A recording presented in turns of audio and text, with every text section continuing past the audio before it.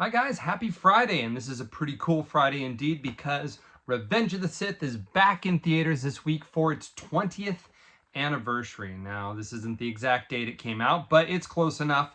And a couple weeks ago, I went down to the movie theaters early to get one of these because last year with Phantom Menace, these were sold out by the time I actually got there to see the movie. So I knew to think ahead this year. A friend of mine is a manager down at the local Cinemark, and he let me know they were in, and so I was able to grab one early. I don't think they still have them in stock, even though today is the release date. But because Revenge of the Sith is on the brain, that's where we're going to be going back to. Now, we're not going back exactly to 2005 when the movie debuted, but we're going back to 2006.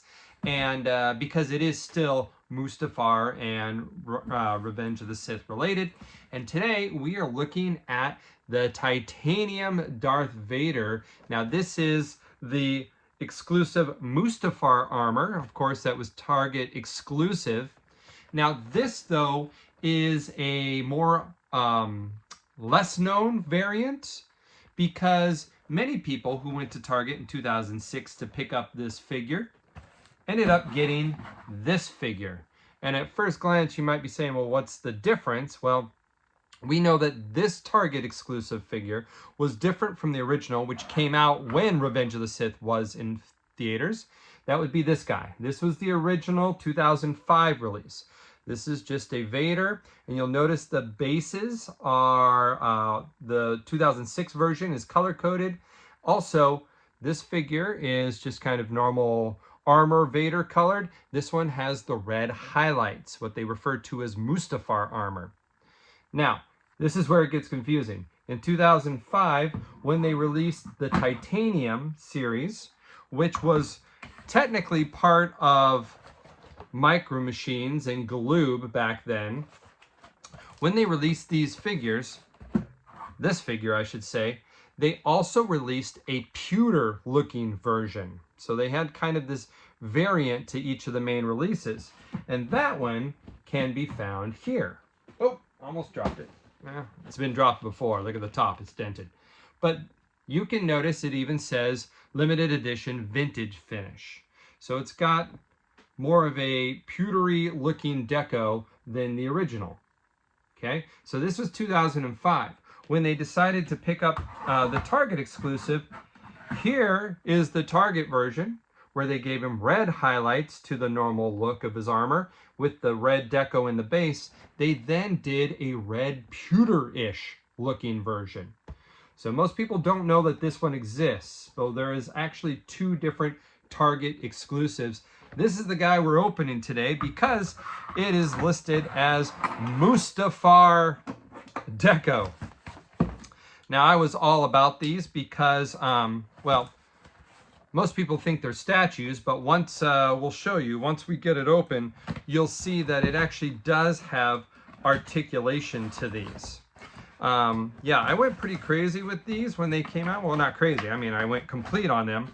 But the thing that later years I started doing was there were prototypes that dropped on AliExpress, that website, and I was able to order copies, versions that were never officially released in 2007, and when they wanted to continue the line, like the Han Solo and a Tusken Raider, a Clone Trooper, I think a 501st Clone Trooper.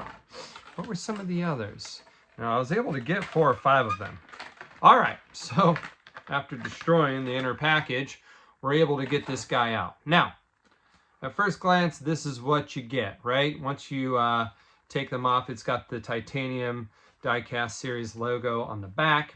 Now, these figures are removable from this, and these are not statues. They do have points of articulation, limited points of articulation, obviously, but the helmet is actually removable, and the saber is actually removable. To get into this, though, you have to take out the 2 screws holding these. So that's in here and here. Now, once you do that, you then have to undo these 4 screws to unlock this base. Then once you do that, you have to take the 2 screws that are in its feet from the base. So we're not going to take you through that today, but you can see I've already done that with past figures. So is this the one I did? So here is the Mustafar Armor. Oh, no, I've removed that, but I haven't, and you can see they have this black plastic coating on, oh, actually, this one's different from the first one. So his head is just decoed black on this one, and his saber is removable as well. But on the original version, you'll see, which I took the base off, they have this plastic little sleeve that goes over Vader's face. So you can see it's fully decoed on the original release, but on the Target exclusives, they chimped a little bit more. He's even got the gash on his back of his head. So this is actually a cool looking removable Vader once you get it undone. But he has that little plastic sleeve to protect from diecast.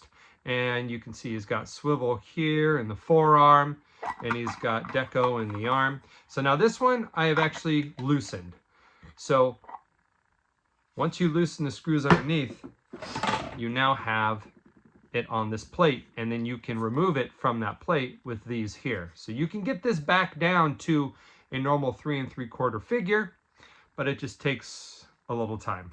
So he's got shoulder articulation, he's got neck articulation, he does neck articulation, he's got waist articulation, his legs are in place, and so yeah, so forearm 1, 2, 3, 4, 5. So he's still 5 POA even though his legs have no articulation, or 6 POA with the waist. So there you have it. This is the original version out of the package, but we did just get this guy almost out. Again, limited edition, Target exclusive, the vintage version for his red deco Mustafar armor. This is the figure. I'll work on getting him out, take some pictures. And that's our figure for today. Hope you enjoy seeing the movie. We got our showtime in, let's see, an hour and 15 minutes. We're going back to the big screen. Hope you guys enjoy, and we'll see you later.